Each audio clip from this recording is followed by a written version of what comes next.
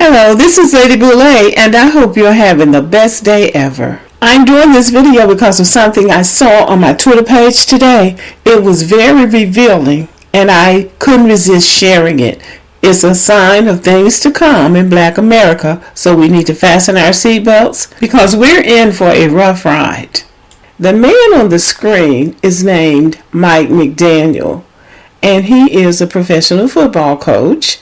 He is a white passing man with African ancestry through his father. I'm not sure what his father's ethnicity is, whether he's African American from the Caribbean, the continent, or somewhere in the diaspora, but he has African ancestry.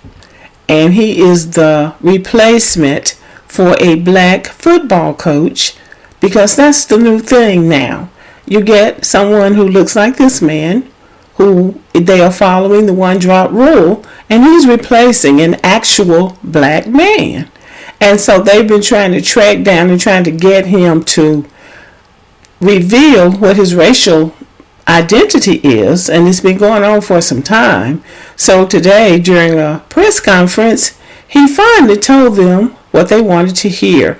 He said, "I identify as a human being, and my dad is black."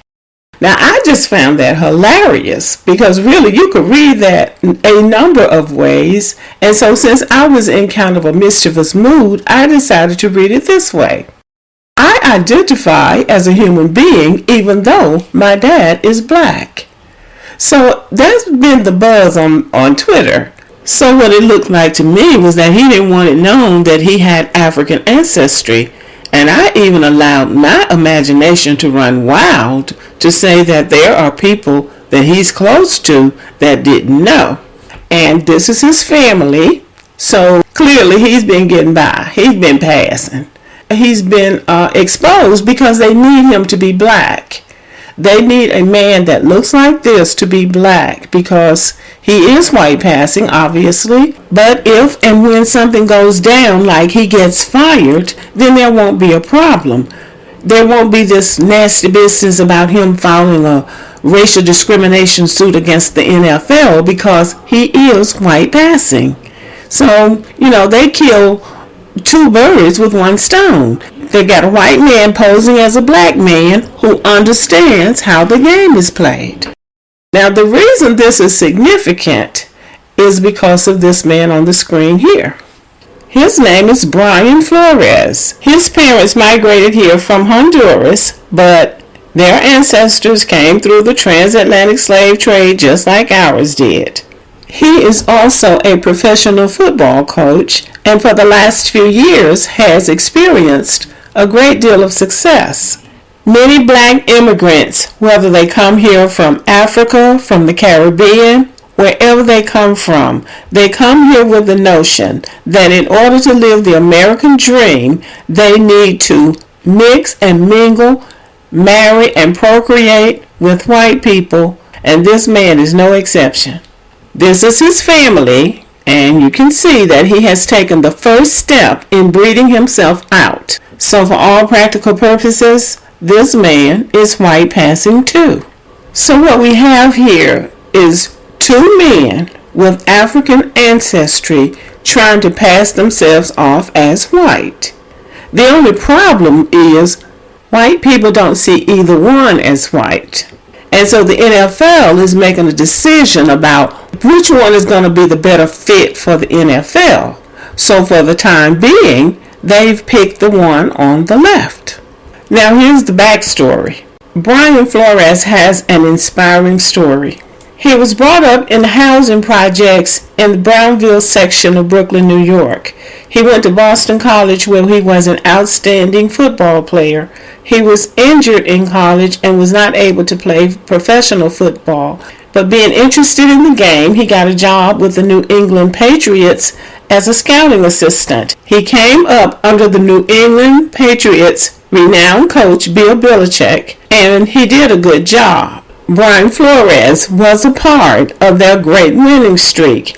Everybody says that he was a good coach, even the ones who have criticism for how he's moving right now. They still say he was a good coach. in 2019, he was hired as the head coach of the Miami Dolphins. And he had, for the last 2 years, 2020, 2021, he had what is considered successful years. Then all of a sudden, he's fired. A winning coach, and he's fired. He has no other choice but to look for another job. So he starts interviewing with other teams. And that's the strange thing about professional sports. You can be winning and still get fired. Black or white, you can get fired. So as he went about setting up interviews for his next job, tricky stuff started happening. As it became clear to him that maneuverings were taking place behind his back, seemingly to make sure he didn't get a job, he became angry and filed a racial discrimination lawsuit against the NFL. I think the most egregious thing that happened was he was supposed to be going for an interview with the New York Giants, and before the interview took place, he got a text from his old boss, Bill Belichick. He had accidentally sent him a text congratulating him on getting the job when he hadn't even interviewed for the job. They had already hired somebody else. So some tricky things happened to him.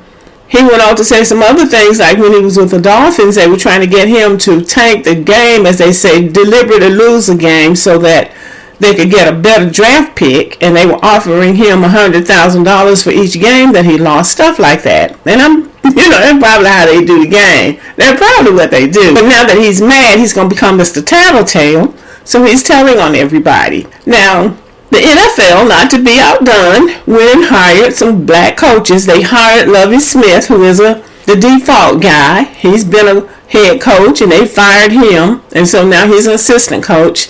Now they pulled him up to make it seem like they're really engaging in diversity hiring. And at 63 years old, he's just a placeholder until they can get past this little scandal here. Here's a picture of his multiracial family. I guess that's his grandchild that he's holding. So we can see that he has successfully bred himself out. But anyway, they hired Lovie Smith at Houston. The Houston Texans hired him, and then they hired this man. And these are supposed to be the two black coaches. Now, I don't care anything about professional football. I don't care who gets hired or who gets fired. Because black men, whether they're playing football or whether they're football coaches, have pretty much showed black women their behinds when they get in that sport, as they do in several other things. I'm doing this video to point out that while black men are running around here bragging about their access and they can get somebody besides a black woman and everybody is so much better, this is what's going to happen to you. Your children and your grandchildren and great-grandchildren are going to be your replacement. That is why it is important for black women to speak up now and say, this is what a black woman is, and stake out your territory, because black men are not thinking about their legacy, and maybe they don't care. But this is what they're going to come up against increasingly. This man does not identify as black, but for a job, he will go dig up that black parent that nobody has seen yet. And my feeling is, if you got to go all the way back to the Stone Age to find that one black person you're kin to, you're not black. But because of the one-drop rule, and we have to be clear, white people are still operating on the one-drop rule, and because black men have shown themselves to be so enamored of white people, white men have developed a strategy for dealing with them. Everybody has been watching this behavior, and it's been going on now for at least the last 30 years. So everybody knows how to read black men now. Everybody knows how to play them, and white men, particularly white men, seem to have decided that they're going to use that to their advantage. White men are not going to give up what they have without a fight. They're also not going to engage in petty childishness and foolishness with black men. They're going to operate like they always operate, with a strategic plan. And they're not going to let black men tell them how to run the NFL. They will pay lobbyists to go and get the rules changed before they let black men come in and tell them what to do. So I just think that it's really interesting this man would get up and say he identifies as a human being and his dad is black. Now, between me making this video and me getting it uploaded, his dad or whoever his black ancestor might show up. But as of yet, nobody knows who this black person is. Now, I don't doubt that he's got a black person down the line somewhere that he's kin to. But that person has been bred out of his family. But he's representing blackness for a job. And he's going to be a team player. He's going to be just fine in the NFL.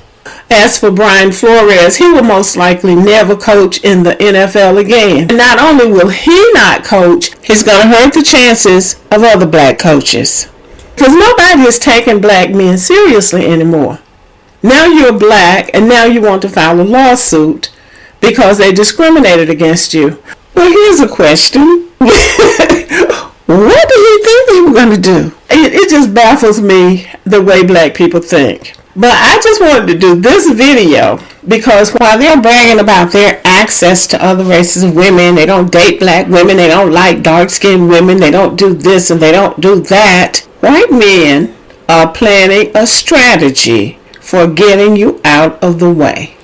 But what they're doing is breeding themselves out, and this is a classic example, and we can expect to see more of this. And a black man in one of those football organizations had the unmitigated gall to say that this man was not black enough to be a person of color, or in other words, he wasn't black enough to be a black man. Well, I beg to differ. I see it the way white men see it. These are the children that they brag about having. These are the children that they're calling black. That's what black men are doing. So the white men say, okay, fine. They're your children. They're black. That's who we're going to hire.